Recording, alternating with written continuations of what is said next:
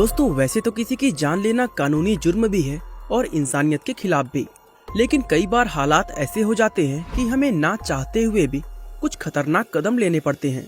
अगर आप जानबूझकर किसी की जान लेते हैं तो इस जुर्म की सजा आपको किसी भी सूरत में होगी ही। लेकिन कई बार हमारे सामने यह भी सवाल आता है कि क्या ये मुमकिन है कि हमारे हाथों किसी का कत्ल हो जाए और हमें उसकी सजा ना हो। आइए आज हम इसी सवाल का जवाब ढूंढने की कोशिश करते हैं। और अगर आप चैनल पर नए हैं तो प्लीज चैनल को सब्सक्राइब करके बेल आइकन दबा दें।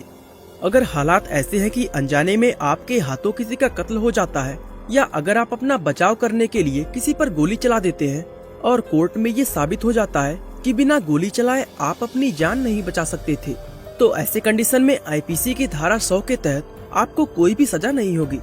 अब इस बात को समझने के लिए हम रेफरेंस लेते हैं 2006 प्रतीक मेघवानी केस का। ये बात मुरादाबाद 24 अप्रैल 2006 की है। प्रतीक नाम का एक लड़का अपने दो दोस्तों के साथ देर रात एक शादी से लौट रहा था। बीच में एक सुनसान रास्ते पर उन तीनों को कुछ लोगों ने घेर लिया और उनको लूटने की कोशिश की। प्रतीक के दोस्तों ने उन लोगों की बात मानते हुए अपना पर्स, मोबाइल और बाकी कीमती चीजें उन्हें दे दी, लेकिन प्रतीक ने उन लोगों को कुछ भी देने से साफ मना कर दिया। इसके बाद वो लोग प्रतीक को चाकू दिखाकर डराने लगे और इस हाथापाई में प्रतीक के हाथों से वो चाकू उन लोगों में से किसी एक के पेट में घुस गया और 2 दिन अस्पताल में रहने के बाद उसकी मौत हो गई। लेकिन प्रतीक के दोस्तों की गवाही और बाकी सबूतों ने कोर्ट में ये साबित कर दिया कि ये कत्ल नहीं बल्कि हादसा था, और इसके बाद प्रतीक को बाइज्जत बरी कर दिया गया। अगर इस बात को हम अलग अलग नजरिए से देखने की कोशिश करें तो पता चलता है कि अगर कुछ अपराधी हथियारों के साथ किसी के घर में लूट और चोरी के इरादे से घुसते हैं तो ऐसे में जाहिर है कि घर के मालिक की जान को खतरा हो सकता है, और घर का मालिक अपनी जान व माल की रक्षा के लिए अपनी लाइसेंसी हथियार से गोली चला दे और उस गोलीबारी में अगर किसी अपराधी की मौत हो जाए तो घर का मालिक अपने सेल्फ डिफेंस की दलील दे सकता है। लेकिन तब अदालत यह देखेगी कि क्या वाकई अपराधी हथियारों से लैस थे या नहीं। हमारे देश का कानून ये कहता है कि अगर कोई चोर चोरी के इरादे से घर में घुसता है तो ऐसी सूरत में उस पर गोली चलाना सेल्फ डिफेंस नहीं माना जाएगा, क्योंकि ऐसी सूरत में उसे रोकने के लिए उसे डंडे या बाकी चीजों से पीटकर भी बचाव हो सकता था। दोस्तों, आईपीसी की धारा 96 के तहत सेल्फ डिफेंस की बात कही गई है। वहीं आईपीसी की धारा 97 के तहत बताया गया है कि हर इंसान को अपने जान और माल की रक्षा करने का पूरा हक है और इसके लिए वह सेल्फ डिफेंस में भी अटैक कर सकता है। वहीं धारा 99 से पता चलता है कि सेल्फ डिफेंस रीजनेबल होना चाहिए, यानी अपराधी को उतनी ही चोट पहुंचाई जा सकती है जितनी जरूरत हो। कुछ कानूनी जानकार ये भी बताते हैं कि धारा 100 के मुताबिक सेल्फ डिफेंस में अगर किसी अपराधी की मौत भी हो जाए तो भी बचाव हो सकता है, बशर्ते कानूनी शर्तों के तहत ऐसा एक्ट किया गया हो।